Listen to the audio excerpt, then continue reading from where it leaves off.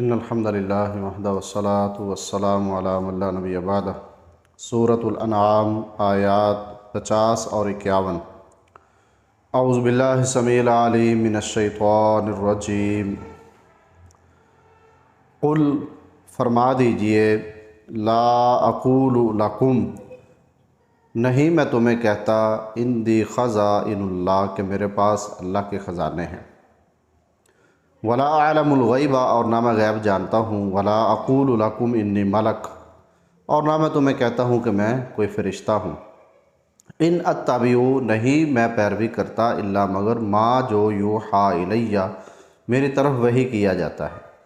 قل کہہ دیجئے، هل یستوی الاعمی کیا برابر ہے نابینا اندھا، والبصیر اور بینا دیکھنے والا، افلا تتفکرون تو پھر تم غور و فکر کیوں نہیں کرتے۔ وَأَنذِرْ بِهِ الَّذِينَ اور ڈرائیے اس کے ساتھ ان لوگوں کو، یخافون جو ڈرتے ہیں، أَن يُحْشَرُوا إِلَىٰ رَبِّهِمْ کہ وہ اکٹھے کیے جائیں گے اپنے رب کی طرف، لَيْسَ لَهُم مِّن دُونِهِ نہیں ہوگا ان کے لیے اس کے سوا، وَلِيٌّ کوئی حمایت کرنے والا، وَلَا شَفِيعٌ اور نہ کوئی سفارشی، لَعَلَّهُمْ يَتَّقُونَ تاکہ وہ بچ جائیں گناہوں سے۔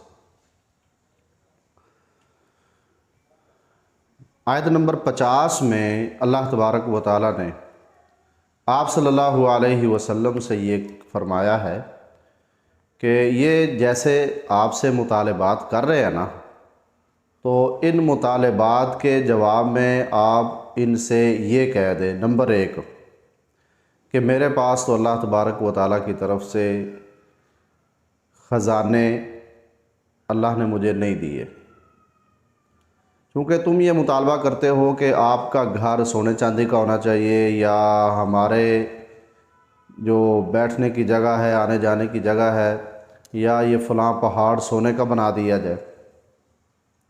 تو یہ رزق کی تقسیم یہ تو اللہ کے ہاتھ میں ہے، ان اللہ یبسط الرزق لمن یشاء ویقدر۔ اللہ تبارک و تعالیٰ جس کا چاہتا ہے رزق بڑھاتا ہے اور جس کا چاہتا ہے تنگ کرتا ہے۔ تو اس طرح کے دنیاوی اسباب و وسائل، ان پر ساری دسترس، اختیار، کنٹرول یہ تو اللہ تبارک و تعالیٰ کا ہے، میری قدرت میں یہ باتیں اور یہ کام بالکل نہیں ہے۔ چونکہ تمہارے مطالبات ایسے ہیں نا کہ تم شاید سمجھو کہ میرے پاس اس طرح کے اختیارات ہیں، تو ان اختیارات کی میرے پاس کوئی طاقت نہیں ہے، نہ اختیاری اللہ نے مجھے دیا ہوا ہے، تو صاف صاف ان سے یہ بات کہہ دو۔ اور دوسری بات آپ نے کیا کہنی ہے، ولا عالم الغیبہ نہ تو میں غیب کی باتوں سے واقف ہوں، آپ کے مستقبل کے معاملات کے متعلق آپ کو بتا دوں، کیونکہ یہ پوچھتے تھے نا کہ ہمارے ساتھ آئندہ وقت میں کیا ہونے والا ہے، تو اگر تو کوئی بھلائی ہے تو ہم مطمئن ہو جائیں، اور اگر ہمارے لیے کوئی خطرہ ہے، نقصان ہے، تو ہم اس کو دور کرنے کے لیے پہلے سے تیار رہیں، اس کا کوئی سد باب کر لیں۔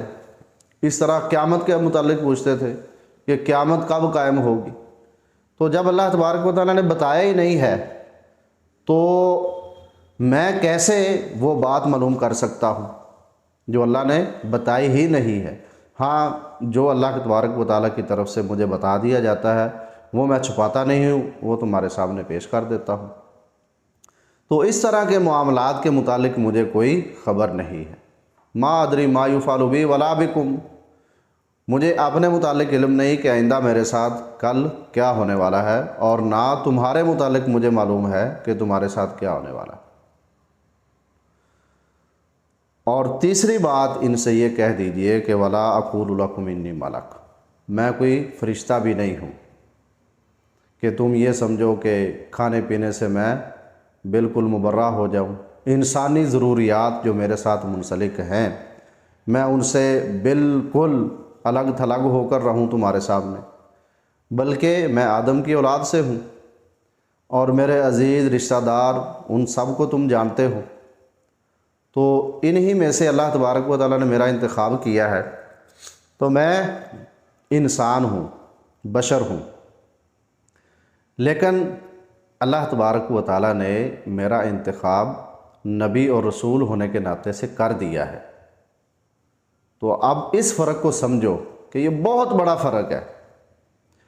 اب تمہاری یقینی نجات میرے اتباع میں ہے، یقینی علم میری طرف سے حاصل ہوگا۔ تو جس کو میں غلط کہہ دوں گا وہ غلط ہوگا، جس کو میں صحیح کہہ دوں گا وہ صحیح ہوگا۔ تو نجات کا دار و مدار وہ میرے کہنے پر ہے۔ اگر میں تمہیں کہہ رہا ہوں نا کہ یہ تمہارے بت تمہارے کوئی کام آنے والے نہیں ہیں، تو یہ بات درست ہے، اور تمہارے اپنے آباء و اجداد کا جو دین ہے وہ بھی غلط ہے، یہ بھی 100% ٹھیک میں کہتا ہوں۔ اور تمہاری نجات اللہ تبارک و تعالیٰ کی وحدانیت میں اور اللہ کی الوہیت میں صرف اور صرف اسی کو خاص کرنا، اس میں ہوگی، یہ بھی بالکل 100% بات درست ہے۔ کیوں؟ ان اتبع الا ما یوحی الی، کہ میں تو اس بات کو کہتا ہوں تمہارے سامنے جو مجھے اللہ کی طرف سے آتی ہے۔ تو جو اللہ کی طرف سے آ جائے اس میں پھر کوئی شک کی گنجائش رہ جاتی ہے؟ تو میرا ہر عمل اور میری ہر بات اس پر اللہ تبارک و تعالیٰ کی مہر لگی ہوتی ہے، اللہ کی تائید ہوتی ہے اس میں۔ تو لہذا فاتبعونی، آپ میرے پیچھے آئیں اور میں تمہیں صراط مستقیم پر چلا کر جنت کی راہ میں ڈال دوں گا، اور تمہارا اخروی انجام وہ بہت اچھا ہوگا۔ جنت کی صورت میں اللہ تبارک و تعالیٰ تمہیں بہت بڑی اور اچھی جگہ عطا کر دے گا۔ تو یہ ہے کہ ان اتبع الا ما یوحی الی۔ آگے فرمایا کہ قل ھل یستوی الاعمی والبصیر۔ اب ان تمام صورتحال کو دیکھ کر جو پھر بھی اندھا رہے تو کیا وہ اس شخص کے برابر ہو سکتا ہے کہ جو ان چیزوں کو سمجھ کر ایمان کی دولت حاصل کر لے؟ جو ایمان سے محروم ہے وہ تو کافر ہے، اور کافر اور مسلمان یہ کیا دونوں برابر ہو سکتے ہیں؟ جیسے اندھا اور بینا برابر نہیں ہے، ایسے ہی کافر اور مسلمان برابر نہیں ہیں۔ افلا تتفکرون۔ تو یہ باتیں جو تمہیں جو کی جا رہی ہے ان پہ غور و فکر کرو، ان کو سمجھو۔ اور پھر اللہ تبارک و تعالیٰ نے فرمایا کہ آپ ایسے لوگوں کے متعلق بے فکر نہ ہوں کہ جو قیامت کا ہی انکار کرنے والے ہیں۔ ان کے متعلق فکر مند آپ ہو رہے ہیں، وہ تو قیامت کا انکار کرنے والے ہیں، وہ تو دوبارہ اٹھائے جانے کا انکار کرتے ہیں۔ تو ان کے لیے آپ فکر مند نہ ہوں، بلکہ آپ ان کو ڈرائیں کہ جو اللہ تبارک و تعالیٰ کے متعلق ان چیزوں کو مانتے ہیں کہ اللہ تبارک و تعالیٰ ہمیں اکٹھا کرے گا قیامت کے دن، قیامت پر ان کا ایمان ہے۔ تو ایسے لوگوں کو اب اگر آپ اس قرآن کے ذریعے سے اور حدیث کے ذریعے سے، کیونکہ آپ صلی اللہ علیہ وسلم نے فرمایا نا کہ الا انی اوتیت القرآن ومثلہ معہ، قرآن بھی مجھے دیا گیا ہے اور اس طرح کی چیز حدیث وہ بھی وحی ہے اللہ کی طرف سے۔ تو قرآن اور حدیث کے ذریعہ سے، اپنے عمل کے ذریعہ سے، اپنی بات کے ذریعہ سے اللہ کی طرف سے جو پیغام آ رہا ہے اس کے ذریعہ سے ان لوگوں کو ڈرائیں، اور یہ واقعتاً اپنے دلوں میں ڈر رکھتے ہیں۔ تو جن کے دلوں میں کوئی اس طرح کی چاہت نہیں ہے، کوئی رغبت نہیں ہے، تو ان کو آپ جو مرضی کہتے رہیں، ان کے دلوں پر کوئی اثر نہیں ہونے والا۔ تو اس ہدایت سے وہی فیض یاب ہو سکتے ہیں کہ جو اس ہدایت کی طرف لگاؤ رکھتے ہیں